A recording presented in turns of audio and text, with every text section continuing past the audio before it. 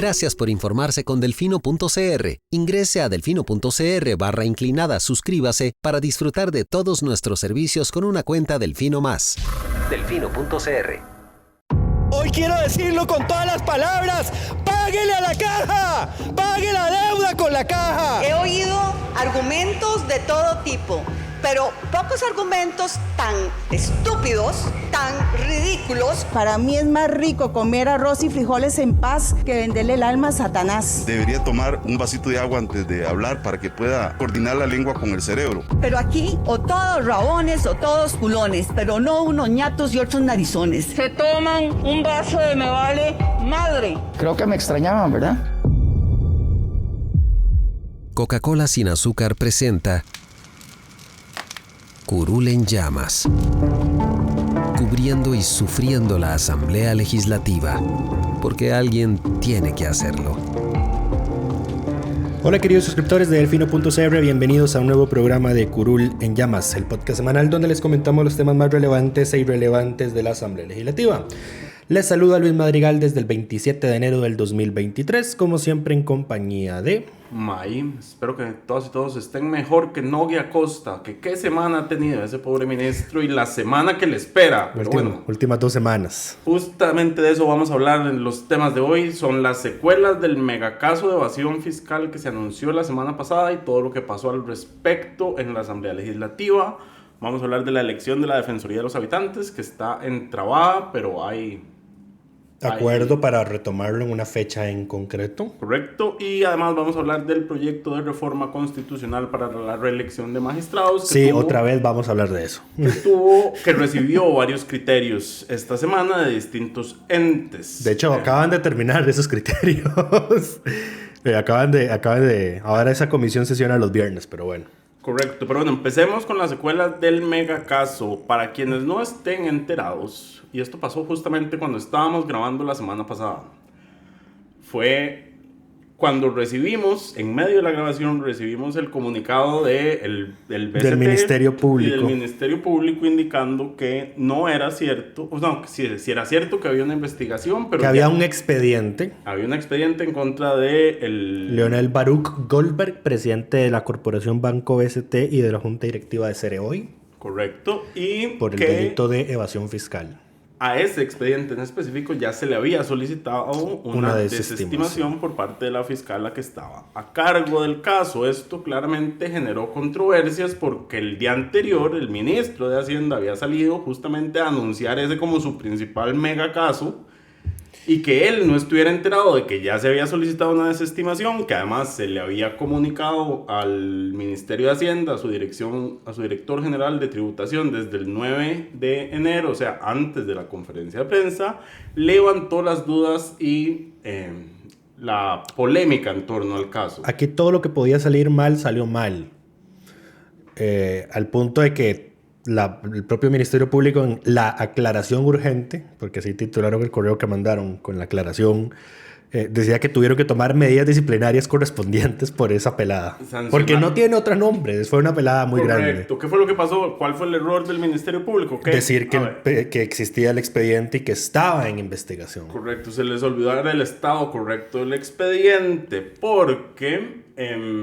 se conoció, se filtró inicialmente, me parece que en un medio digital, a través de fuentes de Hacienda, se dijo que era el BCT y Baruch. Se confirmó que era el BCT, ya todos sabíamos que era el BCT. Todo el mundo lo daba por sentado, pero bueno, entonces Amelia Rueda fue la que hizo la consulta a la Fiscalía propiamente. Varios medios hicieron la consulta a la Fiscalía después de que Hacienda diera el número de expediente. Amelia fue la primera que salió. La primera que le contestaron, la primera que le contestaron. Salió, y a ella no le dijeron que estaba lo de la desestimación, entonces bueno. A varios medios le dijeron, sí, el expediente existe, creo que hasta La República lo había publicado así, Teletica más bien también.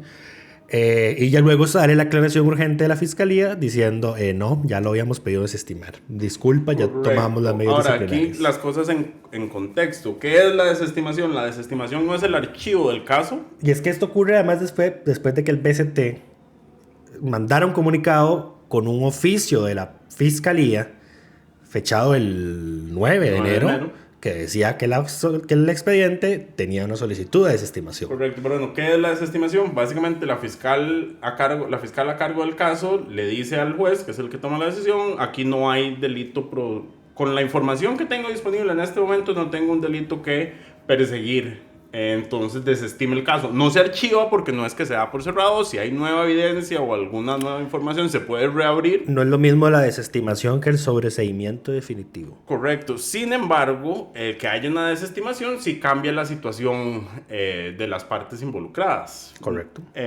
Y bueno. Y a ver, ya que hay que aclarar cosas para que no nos agarren de patos.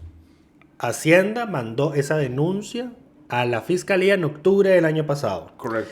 Decidieron hasta enero de este año hacer una conferencia de prensa anunciando el caso, después de que la Fiscalía le había notificado a uno de los dos funcionarios que estaba en esa conferencia hablando de ese caso, de que el caso tenía una solicitud de desestimación, y decidieron no decirle a la prensa eso. Correcto. Hecho número 1.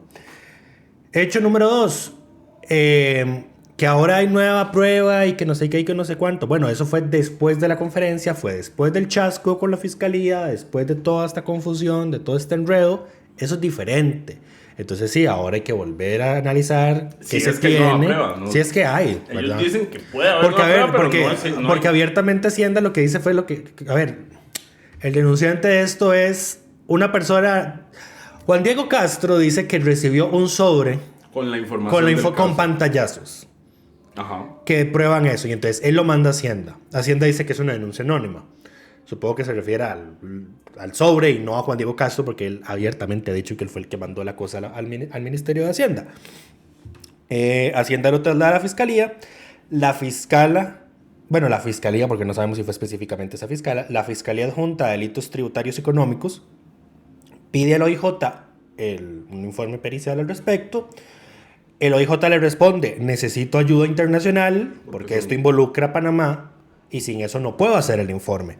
La Fiscalía va a la oficina de ayuda internacional que tiene el Ministerio Público, se comunican con Panamá, y Panamá, ¿qué es lo que le responde? Antes del 19, gracias. Antes del 2019, los delitos de este tipo no eran delitos en Panamá, eran faltas administrativas no penales. Por ende, no se configura lo que en el derecho internacional conjunto entre Costa Rica y Panamá, que regula este tipo de asistencias, es que exista delito en ambos países. A ver, eso es como cuando usted lo van a deportar. No, mentira, cuando lo van a extraditar, eso. Para que usted lo extraditen, el delito en el país en el que usted está tiene que estar... El delito por el que a usted lo persiguen en el país al que lo quieren extraditar, tiene que existir en el país en el que usted está y desde donde lo quieren mandar.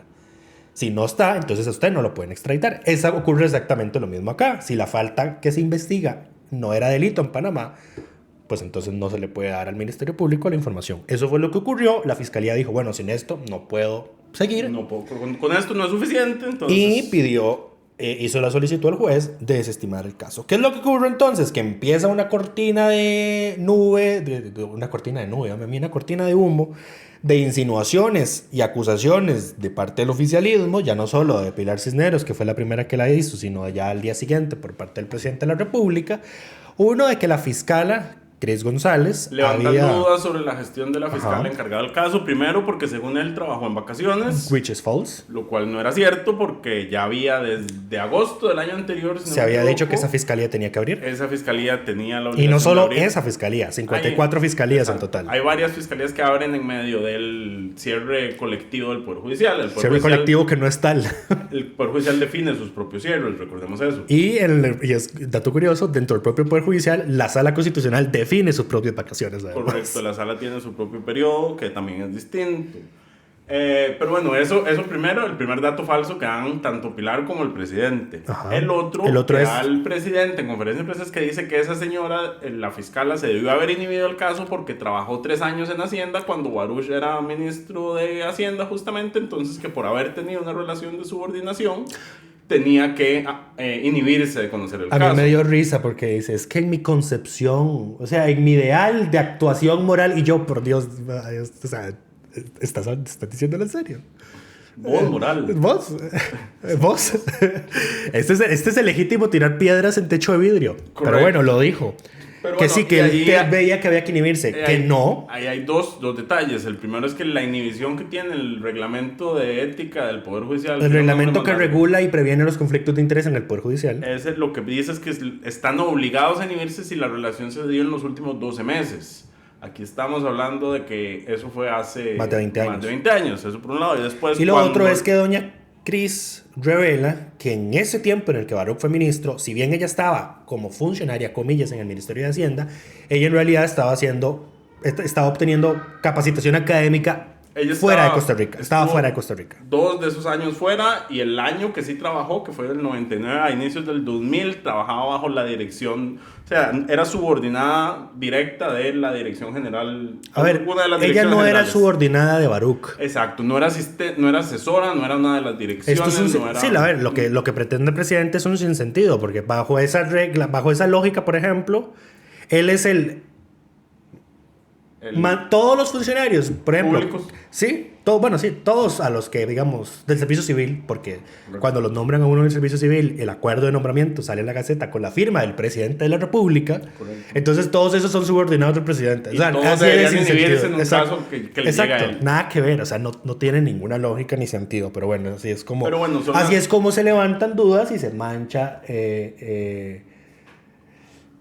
vamos a ver cómo se hace una situación peor de lo que ya es. Se mina la legitimidad de las instituciones. Eso es lo que están haciendo. Con fines que no hace falta especularlos porque creo que están a la simple vista de todos. Correcto. Pero bueno, esta situación intentó ser discutida en el plenario el lunes. El lunes hubo una batalla campal al respecto porque por un lado teníamos a los diputados o a las fracciones que querían que se hiciera un debate reglado sobre este tema. En realidad, al parecer, todas estaban de acuerdo en hacer un debate reglado sobre el tema. El pleito era la defensoría. ¿Qué iba a pasar con la defensoría? Exactamente. Se pusieron a poner condiciones. Bueno, yo sí estoy a favor del debate reglado, pero no voy a dar mis votos si no aprueban una moción de sesión extraordinaria para los próximos 2 días para ver el tema de la defensoría.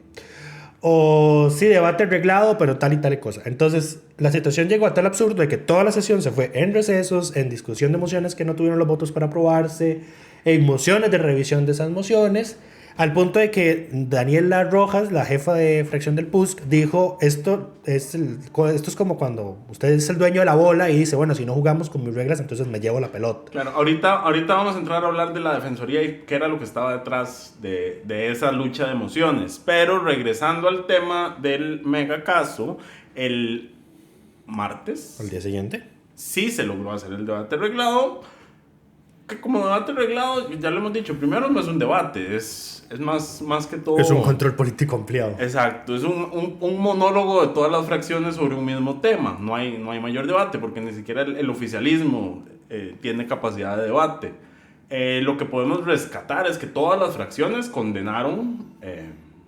todas las fracciones de oposición. Todas las fracciones de oposición condenaron el accionar de Hacienda de salir así con información a medias. No. ¿Qué es lo que pasó realmente? Y señalan que es evidente o que hay duda razonable, gigante, de que esto es otro ataque a un medio de comunicación que tiene una agenda en contra del Poder Ejecutivo, que ese es el riesgo mayor de lo que se está jugando acá, que es el Ejecutivo nuevamente usando el brazo administrativo del Estado para perseguir... La fuerza represiva del Estado. No, la fuerza represiva sería la policía, pero... El brazo administrativo para perseguir a sus detractores políticos, que es lo que se está básicamente evidenciando en este caso. Ahora, un detalle que no mencionamos y es que en la conferencia de prensa el presidente anuncia que va a solicitar a la Procuraduría General de la República que se presente como parte investigadora, en este caso... Órgano acusador. Eso, órgano acusador, porque hay un artículo de la ley de la Procuraduría de la ley... Del Código Procesal Penal. Gracias. De esa, que le faculta, le da esa potestad, es el artículo 16, artículo 2, que dice que en los delitos contra la seguridad de la nación... La hacienda pública. Los ilícitos tributarios, correcto, etcétera, etcétera, etcétera, la Procuraduría puede actuar como órgano acusador, o sea que... puede ejercer la acción penal y no está subordinado al Ministerio Público, y que si lo hace tiene el acceso a las mismas herramientas que el Ministerio Público. Pero lo que ocurre y acontece es que ese artículo es un vestigio del anterior Código de Procedimientos Penales que la Asamblea olvidó derogar, porque eso estaba cuando efectivamente el Poder Ejecutivo era el que se encargaba de hacer las investigaciones penales en Costa Rica, el que perseguía los ilícitos. Ya cuando se crea un órgano independiente como lo es el Ministerio Público, pues entonces todo eso ya deja de existir. De hecho, el ex procurador general, don Julio Jurado, que es el último abogado del Estado, ahorita doña Magda Inés Rojas Chávez es la procuradora adjunta, procuradora general en ejercicio. Don Julio Jurado dice en varios medios de prensa, eso es un vestigio. No tiene dientes. No tiene dientes, porque... No tienen capacidad Primero, la Procuraduría no tiene procuradores con el conocimiento de cómo perseguir delitos al punto de compararlos con un fiscal, porque como eso no es una función que ellos hacen. Su trabajo es otro. Exactamente. Entonces no tiene dientes, y además los procuradores no podrían ejercer, por ejemplo, no pueden pedirle nada al OIJ. No pueden... No pueden allanar. El OIJ responde a la fiscalía. No pueden allanar. No pueden hacer allanamientos, no pueden decomisar pruebas. No pueden secuestrar documentos. Entonces, nada. O sea, el procurador lo que hace al final es revisar el expediente y ver qué puede pedir a nombre del Estado, que es justamente lo que ya hace hoy. Lo que usualmente hace es que se presenta como parte y dice, bueno, indemnícennos tantos. Pide una acción civil resarcitoria o una indemnización por el daño social, así es. Correcto. Entonces, eso pasa, por ejemplo, eso eleva aún más las alertas de cierto sector de, bueno, es que el Ejecutivo quiere instrumentalizar la Procuraduría. Uh-huh. Claramente salió la Procuradora General en ejercicio. A decir, la Procuradora no se instrumentaliza. Exacto, y a decir, bueno, nosotros vamos a hacer lo que la ley nos permite hacer y vamos a revisar que... De hecho, dijo, vamos a hacer lo que siempre hemos hecho. Exacto. Que no podemos hacer más. Ni siquiera fue porque Chávez ordenó, comillas, al Ministerio de Justicia que le pidiera a la Procuraduría que fuera órgano acusador. Porque además la Procuraduría es un órgano independiente. La frase que dijo Chávez en conferencia de prensa fue, ya no vamos a usar solo a la Fiscalía. No vamos a confiar únicamente en la Fiscalía para estos casos. Exacto. Ahora, como bien decía Lucho, esa ley, digamos, ese resabio, ese artículo... anacrónico que queda ahí no le da herramientas reales para que puedan hacer algo, y lo único que iba a pasar era que no lograran su cometido, básicamente, que no lograran llegar a ningún lado, porque hay que recordar, paréntesis, que el nombramiento del Procurador General está todavía pendiente y el Ejecutivo tiene que presentar un nombre a la Asamblea Legislativa. Ya su primero falló. Y aquí hay que hacer otro paréntesis. Dale. La ley de la Procuraduría tiene un portillo ahí interesante que sospechamos que el Ejecutivo va a querer abusar de él. Que la ley dice que si el gobierno manda 2 candidatos y la Asamblea se los rechaza, el tercero es del libre. El tercero no tiene que pasar por el proceso de ratificación de la Asamblea. O sea, si la Asamblea le rechaza a 2, el tercero ya es de nombramiento. ¿Cuál es nuestra hipótesis? Aquí vamos a darnos la libertad de especular, porque el tiempo dirá si tuvimos o no la razón. Si no la tuvimos, magnífico. Si la tuvimos, pues qué pena, porque no es algo bueno no es algo bueno en lo que sentirse feliz por tener la razón. Que el presidente va a mandar 2 candidatos nefastos a los que la Asamblea va a estar obligada a oponerse para nombrar a quien quiera, cierta figura jurídica muy cercana ahora al gobierno, que ni va a entrar con escoba sí. A la Procuraduría. Y va a nombrarlo sin necesidad del voto de ratificación de la Asamblea. Correcto. Entonces me imagino que don Pedro Rojas, diputado de Liberación, que salió corriendo a presentar un proyecto de ley para derogar el artículo 16 del Código de Procedimientos Penales, el párrafo 2, que dice que es el que le da la facultad a la Procuraduría de ejercer, digamos, acción penal, salió corriendo a presentar un proyecto para derogar eso. Ahora, eso fue una estupidez. Suponemos entonces que también iría corriendo a cerrar ese portillo en caso de que el Ejecutivo quiera usar de él, pero Mike quiere explayarse en ese proyecto de ley. No me voy a explayar porque las tonterías no hace falta explicarlas más allá de la cuenta. Lo que yo digo es que ese señor no tiene un sentido de timing, que en política es tan importante, porque cuando salís un diputado del PLN a presentar un con proyecto, lo que el PLN representa, con todo lo que el PLN representa, no solo en el país, sino en contra del Ejecutivo. y salís a decir, vamos a cerrar ese portillo para que la Procuraduría ya no pueda hacer lo que el presidente dijo que iba a hacer, lo único que haces es ponerte para que el presidente la próxima semana en conferencia de prensa diga que es que los diputados quieren evitar la verdadera lucha contra la corrupción que él y su procurador general quieren instaurar. Uh-huh. No hacía falta este proyecto, ya lo dijimos. No hay herramientas legales reales para que la Procuraduría pudiera hacer mayor cosa con lo que tiene. Y presentarlo justo en este momento es nada más echarle leña al fuego para que el presidente siga desinformando a la población. Y estoy seguro que va a pasar. Yo respetuosamente discrepo con May en algo. Me parece que no hay que dejar que el tiempo, en este caso, dé la razón de que la herramienta es inútil. Yo más bien, y lo voy a decir por un tema de coherencia conmigo mismo, porque por ejemplo, cuando Eliezer Feinsack salió atacando el tema de la vacunación obligatoria, yo le decía, bueno señor, si no le gusta, entonces mete el proyecto de ley para eliminarla. Esto no nos gusta tampoco. Bueno, ahí está el proyecto de ley para eliminarlo. Yo sé que está el tema del timing. Timing político, Lucho. No solo es técnica legislativa, es timing político. Lea el entorno. Mi posición, al leer este entorno, viendo lo que este entorno ha estado haciendo desde que llegó al poder en mayo del 2022, es que no se le puede dejar la más mínima ventana de oportunidad para que abuse de esas cosas. Sí, pero es que no salió porque algo se va a inventar. Algo se va a inventar. Así que yo más bien, May está furioso con la propuesta porque sí, uno puede afirmar es un mal momento. Es alimento para los trolls. Y además es por la persona, además del partido del que viene, aumenta, digamos, puede ser la polarización o la molestia, o le da las baterías al presidente para que continúe con sus ataques. Pero más bien digamos, alguien que actúe rápido, o sea, que no se queden en debates reglados. A eso es lo que voy. Porque este gobierno ya ha hecho de tantas cosas y la Asamblea lo único que hace es debate reglado y no pasa nada. O sea, a mí en cierta medida me parece increíble que a Nogui sí se le esté planteando la remota posibilidad de que se le presente una moción de censura por lo que hizo. Sí. Porque la Asamblea lo entiende como otro acto del gobierno en contra de un medio de comunicación. Entonces, ¿por qué no le metiste una moción de censura a la ministra de Salud cuando ya hay una sentencia constitucional? Porque la ministra que dice que eso fue un ataque a la libertad de prensa. Y la moción de censura dice la Asamblea va a censurar al ministro cuando sea responsable de actos inconstitucionales, ilegales o que afecten los derechos de terceros. Eso hizo la ministra de Salud. Correcto. ¿Dónde está la moción de censura de la ministra de Salud? Pero la diferencia es que la ministra de Salud es popular, Nogui no, porque es el ministro de Hacienda. Nadie quiere a Nogui, nadie va a defender a Nogui.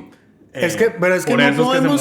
Pero es que no podemos. No, yo no digo que esté bien. Yo digo que eso es lo que hay y la forma en que actúa la Asamblea. Yo no digo que esté bien. Es lo que hay. Ahora, me parece ridículo, digamos, que el tema, o sea, que se defina por un tema de si el ministro es popular o no, cuando debería verse por la materia que tiene el ministro. No es como que, bueno, hay más, sí, no sé si lo voy a decir, hay materias en las que existen ministerios que uno podría decir, estos ministerios son prescindibles, o no tienen la relevancia que tienen otros ministerios. Pero a ver, estamos hablando del Ministerio de Salud Pública. Correcto.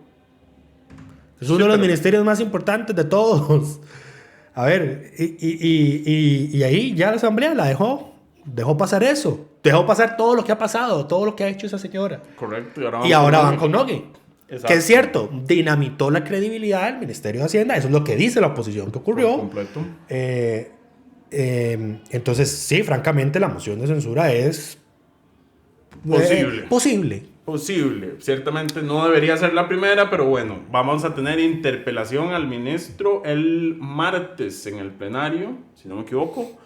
El 31 de enero, el último día de las sesiones extraordinarias. Correcto, 2 horas y media de discusión es más o menos.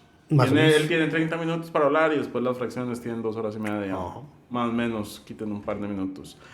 Pero bueno, eso es lo que ha pasado hasta este momento con ese caso. Hay que ver qué sucede el martes. El FA mandó a pedir la lista de nuevo de grandes contribuyentes que declaran 0 impuestos reiteradamente. Ahí veremos, para que no se asusten, de primero al CNP, porque el CNP califica como gran contribuyente, pero como no puede tener ganancias, entonces aparece en la lista.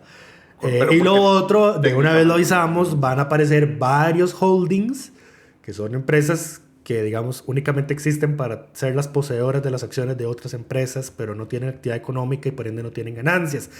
Pero que por su capital accionario, por lo que tienen en acciones bajo su posesión, califican como grandes contribuyentes y entonces van a aparecer en esa lista. Lo advierto, aunque Mike me está haciendo ojos feos, porque esto fue toda una polémica cuando, en el contexto del trámite del plan fiscal, la ley 9635 de hoy, esa lista salió a la luz y fue un despelote, porque entonces la mayoría, incluyéndome, no sabíamos por qué aparecían ahí holdings, porque salía uno de un banco privado muy grande aquí en el país, por ejemplo, que no es el BCT,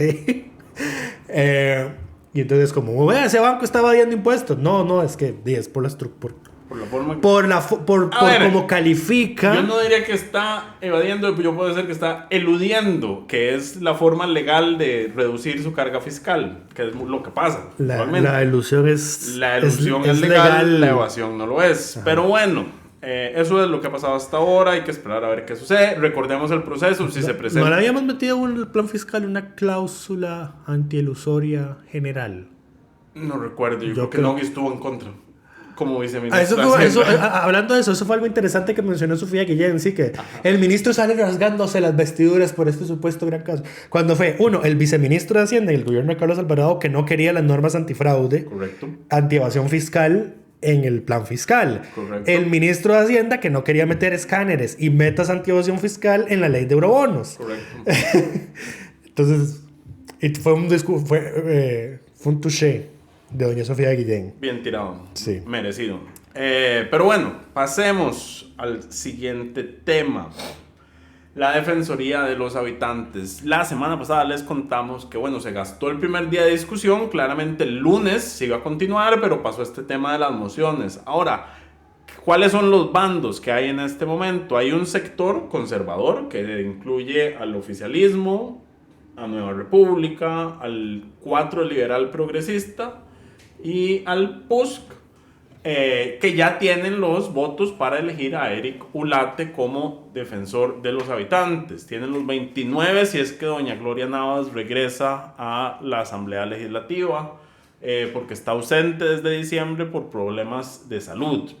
El otro tema, y esto es interesante porque ya lo habíamos dicho, a la opción vía Laura no tiene opciones de quedar. Un tercer nombre podría conseguir los votos. Ya fue lo que pedimos, de hecho, en el anterior podcast. Don Eliezer Feinza confirmó que a él le llegaron a hablar de buscar un candidato de consenso y su respuesta fue, si tenemos los votos, ¿para qué vamos a buscar a otra persona? Creo que ahí don Eliezer no está midiendo el backlash que tiene que el liberal progresista apoya a don Eric Ulate. Y yo creo que por ahí va a salir el tema de la propuesta. No les importa.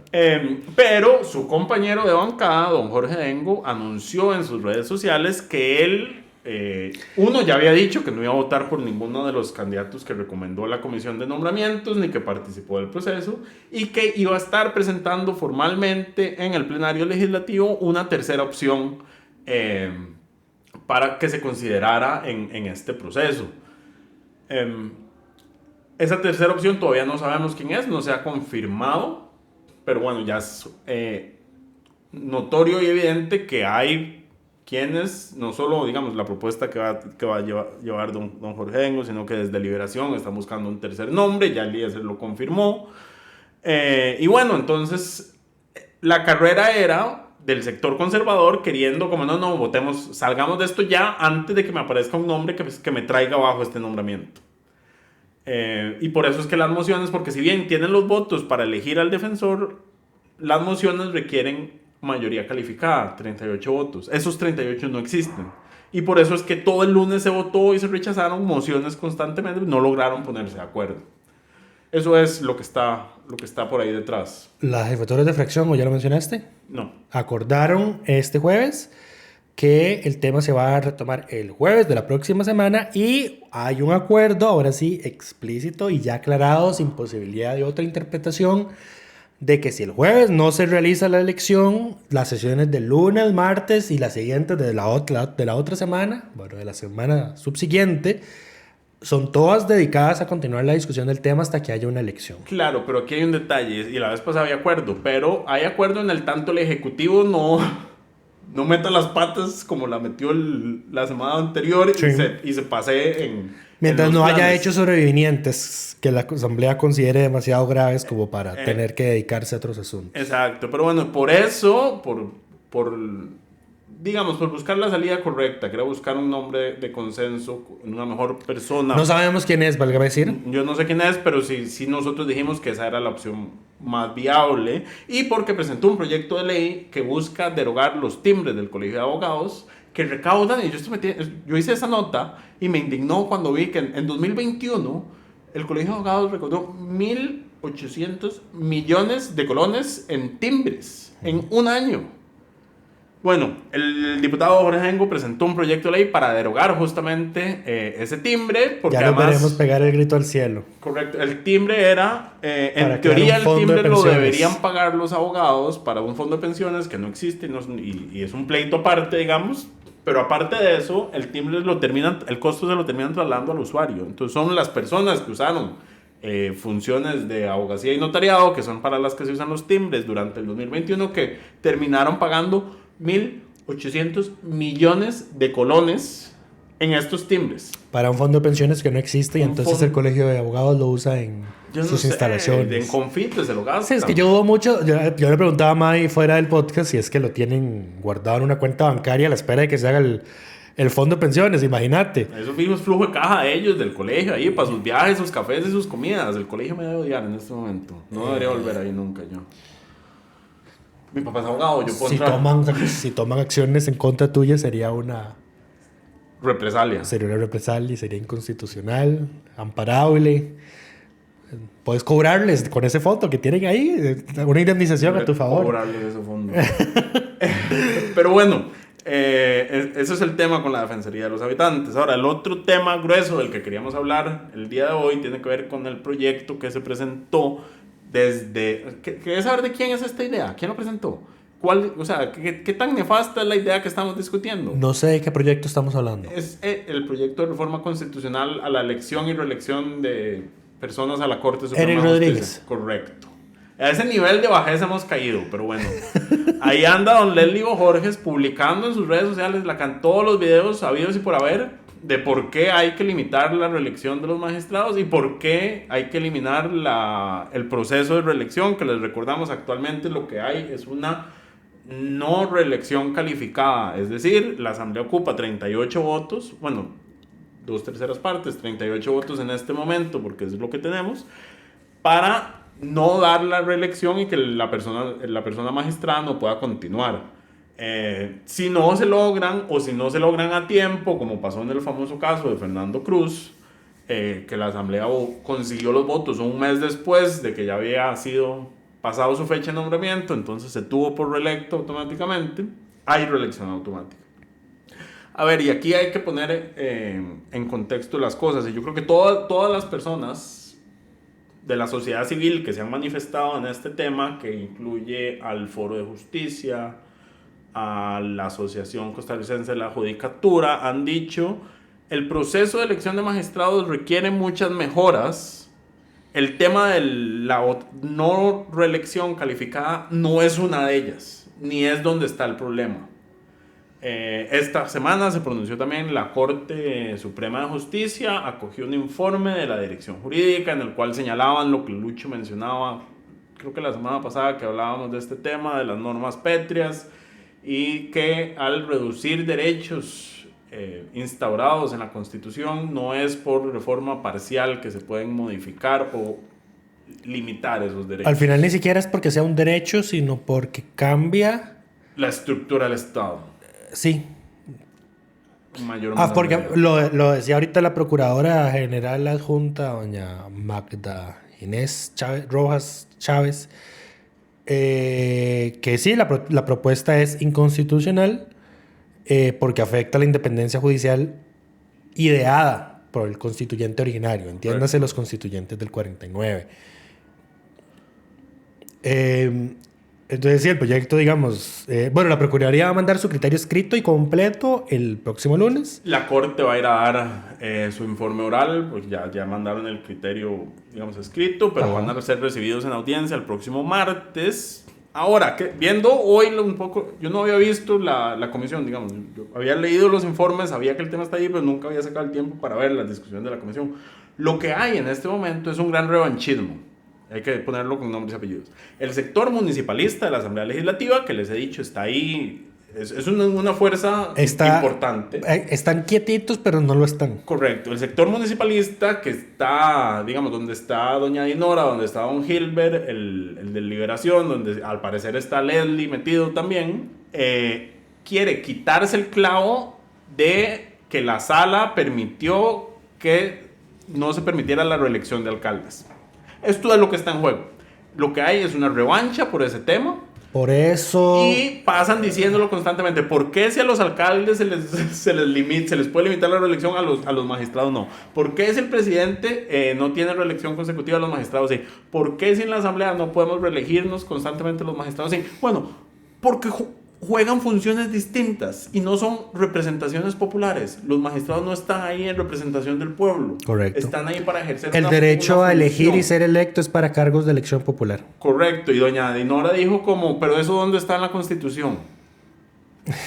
Porque a ese nivel de bajeza llega esa señora. Es que, Dios mío, ¿cómo los odio? Está en la Convención Americana de Derechos Humanos, Pacto de San José. Fue lo que le recordó el estimable vicedecano, creo que era el que estaba presente en nombre de la Universidad de Costa Rica. Todas las dos audiencias que hubo hoy fueron negativas para el proyecto. De hecho, están intentando sacar como un argumento, pero qué garantía. Pero es que los magistrados hacen lobby hoy para ser reelectos y eso es malo. Y entonces creo que no me acuerdo quién de los dos comparecientes se los dijo, pero les decía, a ver, si ustedes lo ven malo que hagan lobby hoy. Primero, doña Magda les dice, a ver, si los magistrados se ven obligados a hacer lobby, es porque se ha creado un sistema que los obliga a hacer eso, número uno. Correcto. Y el otro le dice, a ver, si se hace lobby con este sistema en el que se tienen que reunir 38 votos para no ser reelecto, ¿qué creen que va a pasar cuando se invierta esa regla y se necesiten 38 para ser reelecto? Correcto. Entonces, don Gilbert Jiménez también hacía una pregunta de que se había documentado... Mentira, no fue Gilbert, Sí, fue Gilbert. ¿Fue Gilbert o fue Leslie? Creo que estoy apostando con que fue Gilbert. Hizo una pregunta de que se había documentado, que si tenían pruebas de algún magistrado que hubiese tenido temor de resolver algún caso porque tuviese... La reelección encima. Y bueno, yo no estaba ahí, pero yo sí tengo un caso documentado. Y lo puedo decir porque el expediente es público. En la acción de inconstitucionalidad que ganamos contra el secretismo en la Asamblea Legislativa, el magistrado instructor, entiéndase, el encargado de redactar la propuesta de resolución que va a adoptar la sala, era el magistrado Paul Rueda Leal. Don Paul tenía en ese momento su proceso de reelección encima. Y don Paul le mandó una carta que está en el expediente al presidente de la sala, a don Fernando Castillo, pidiéndole inhibirse de resolver el caso porque tenía su reelección encima y sentía que eso le iba a afectar. Y recordemos que en la audiencia, porque en el proceso de reelección, la comisión de nombramientos puede llamar a audiencia a la magistrado para que se presenten y hablen. A él se le cuestionaron sus fallos específicos. ¿Sí? O sea, ver esa audiencia es el mejor ejemplo de por qué esta reforma que quieren hacer es nefasta, porque a él entonces el sector conservador empezó a cuestionarle su voto en el tema del matrimonio igualitario. Uh-huh. Entonces, uno puede... Y esto es algo importante señalar y recordar. Ya existen mecanismos para que la Asamblea Legislativa, la Corte y la Asamblea destituyan magistrados que cometan faltas que merezcan la destitución. Eso de que son inamovibles no es cierto. Recordemos el caso de Celso Gamboa y el caso del otro magistrado cuyo nombre siempre se me olvida. Oscar González. Ese señor. Si hay causales para quitarlos, que se puedan probar, la Corte y la Asamblea tienen la potestad de hacerlo. No es que son inamovibles en el tanto no cometan faltas para ser removidos. Faltas graves. Correcto. Y lo otro es, si usted puede, a ver, cuando usted elige a una persona como magistrado, usted puede juzgar su posición. Y aquí cada partido tiene su posición ideológica sobre hacia dónde quiere que se mueva el derecho o cómo se está interpretando en ciertos aspectos. Pero como esa persona no ha sido magistrado, esa posición no se cuestiona, digamos. No le cuestiono cómo actúa usted porque no ha tenido casos. Cuando estamos en una reelección, va a pasar lo que pasó con Paul, a cuestionarle cada uno de sus fallos. ¿Usted por qué votó así en esto? ¿Por qué votó? Le cuestionaron matrimonio igualitario y pesca de arrastre. Correcto. Yo me imagino perfectamente si los miembros de la sala tuvieran reelección ahorita, estarían preguntándoles ustedes por qué permitieron que se eliminara la reelección de los alcaldes. Sería la pregunta que le harían, porque eso es lo que está detrás de todo esto. Esto es un verdadero y legítimo revanchismo político por ese tema. Sí. Y movido desde el sector municipalista. Yo espero que esta reforma no tenga pies ni cabeza. Pero viendo la dinámica en la comisión, el problema es que doña Pilar Cisneros, con tal de tirarle al Poder Judicial, está dispuesta a cualquier cosa con tal de sacar a la gente. Doña Dinora, don Leslie y don Gilbert, por el revanchismo, están dispuestos a pasar la reforma que sea. ¿Quiénes quedan en esa comisión? Doña Katy y Jonathan. Sí. Me faltó alguien. Presidente y secretario. Hay alguien que no está presente. ¿Alguien de la Leslie? No, República. ¿Quién está en la República? Yo creo que no tienen a nadie ahí. Ok. Son 7, tienen que tener. Porque hay 2 de liberación. Bueno, ahorita va a seguir hablando y ya reviso. Pero bueno, están los votos para aprobar lo que quisieran, si se ponen de acuerdo. Ahora, yo esperaría que en plenario esto no pase ni siquiera a primer debate. Porque, a ver, toda persona que tiene un criterio técnico sobre el tema técnico dice es una mala idea cambiarlo de la reelección. Ahora, Gloria Navas. Bueno, qué duro. Pero bueno, yo esperaría que ella como jurista entienda la importancia de no modificar el proceso de no reelección calificada. Pero bueno, no se sabe con esa señora. Vea, yo esperaba que este proyecto ni siquiera pasara admisibilidad. Correcto. Y la pasó. Ahora, pero lo pasó en la asamblea anterior. Esto quedó, este no fue el mismo proyecto que ya habíamos conseguido un texto sustitutivo que era 3 periodos y mantener la reelección, el sistema actual de reelección, y volvieron a introducir el regresar al original, o ese era otro proyecto. Porque había... Esto se votó el 5 de octubre del 2022. Okay. Es que es otro proyecto, ese fue otro proyecto. Ese fue otro proyecto que murió archivado. Es probable. Ok. Pero bueno, sí, yo esperaría que esto no alcance los 38, porque si no, lo que va a pasar últimamente es que esto se va a caer en la sala. Y va de nuevo el enfrentamiento de poderes de la sala defendiéndose a sí misma. Aún si es la sala suplente la que lo resuelve. Que es probable que suceda. No, mentira. No, porque la sala propietaria se inhibió de resolverlo en la Corte Plena. Más bien fueron los suplentes los que en la sala, en la Corte Plena, sí votaron de forma unánime y que el proyecto era inconstitucional. Correcto. Pero bueno, le daremos seguimiento a este tema porque claramente es de relevancia nacional. Yo creo que la gente no lo dimensiona. La gente porque la gente está molesta con el Poder Judicial, claro. Entendible. El problema es cuando ese enojo te nubla la visión. Lo peor de todo eso es los argumentos, es como, pero es que en este país no hay justicia pronta y cumplida. Entonces, ¿eso no es culpa de los magistrados? Eso no es culpa del sistema de reelección. Empecemos por ahí. Número 1. No es por ahí por donde se soluciona. Y número 2, no es culpa de los magistrados. No es necesariamente culpa de los magistrados. Porque no todo llega a ellos, pero por ejemplo, es que es eso. Si quieres resolver ese tema de los casos que se quedan pegados en la sala, por ejemplo, o en las distintas salas, quitarles el tema administrativo. Ver, sí, eso es lo primero. A ver, porque yo puedo quejarme de que yo no, como persona que tiene ahí 3 acciones de inconstitucionalidad esperando, no obtengo justicia pronta y cumplida. Pero es que ahí es el término de justicia. ¿Qué daño me están haciendo a mí propiamente? A mí, en este caso, ninguno. En este caso, ninguno. Pero bueno, hay casos de casos. Digamos, la sala tercera pegada. Pero, por ejemplo, los amparos en materia de salud, la sala lo resuelve rápido. Correcto. Acabamos de meter uno a favor del papá de uno de nuestros compañeros y ya prácticamente está resuelto. Ya lo atendieron y todo. Entonces, en esas cosas, es entendible que la sala priorice esos temas urgentes por sobre otros que, digamos, no tienen una afectación directa. Correcto, pero si tu motivación para querer reformar algo es que la justicia sea más pronta y cumplida, lo que necesitas es, por ejemplo, quitarle la función administrativa a la Corte Suprema, porque es que tenemos 22 abogados que no tienen la menor idea de administración tomando decisiones administrativas. Y además... a ver, la Asamblea emite leyes con nuevas órdenes a la... Y no les da presupuesto. Sí, entonces, o sea, no... A ver, el tema de que sí, el presupuesto del Poder Judicial ha crecido tanto. Sí, pero ¿cuánto han crecido los casos que ingresan al año? Sus funciones, ahora son materias especializadas. No, y además con las reformas... no se puede contratar nuevo personal, etcétera, o sea... Ahí también las reformas han metido más problemas a veces. La Asamblea por aprobar leyes, y la Corte también tiene la culpa en esto, porque a veces son los que recomiendan, no dimensionan la carga de trabajo que les va a implicar. Y no solo eso, también a veces es culpa de... yo creo que había salido un informe, a ver, de que a veces el Poder Judicial no resuelve porque no quiera. Es porque los propios... las partes en el proceso retrasan los procesos. Sí, meten apelaciones, meten incapacidades, están en su derecho porque así es como la Asamblea aprobó esa ley y la ley les da esa facultad. Correcto. Pero entonces, o sea, esos son los problemas. O sea, los problemas que tiene el Poder Judicial de justicia pronta y cumplida no se van a solucionar por cambiar el sistema de cómo se eligen los magistrados. Correcto. Y en todo caso, si hay algo que queremos cambiar, debería empezar por...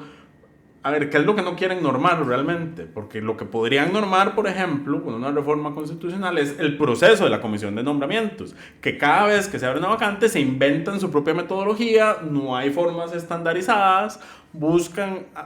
O que lo hagan por ley especial.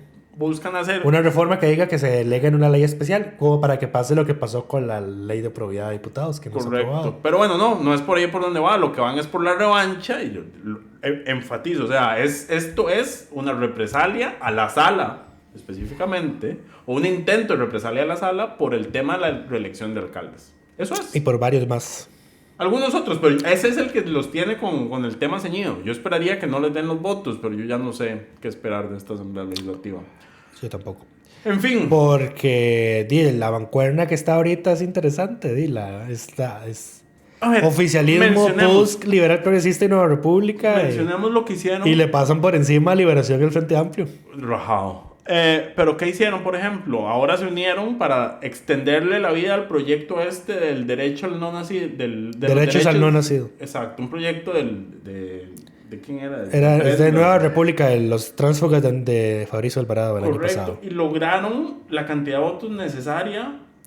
Eso fue porque se aprobó una reforma al reglamento que bajó el número de votos requeridos para aprobar las mociones de plazo cuatrenal de 38 a 29.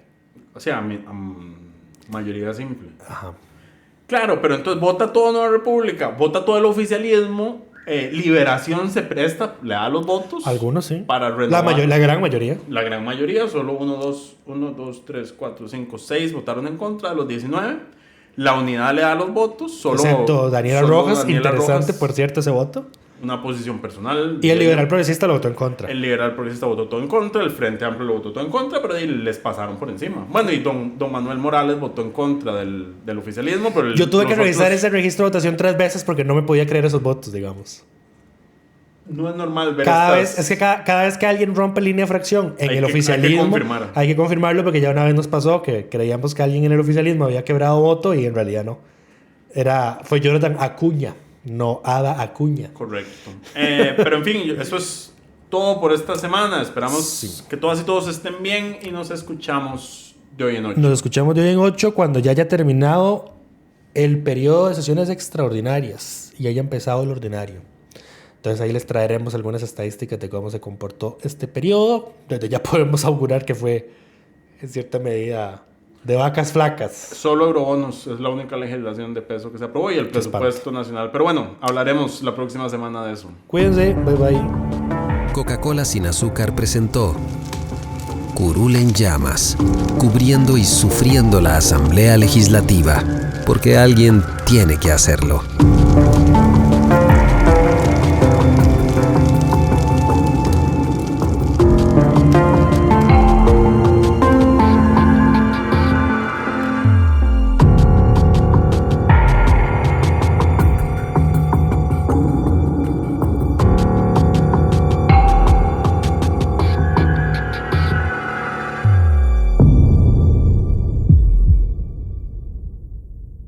Gracias por informarse con delfino.cr. Ingrese a delfino.cr/inclinada, suscríbase para disfrutar de todos nuestros servicios.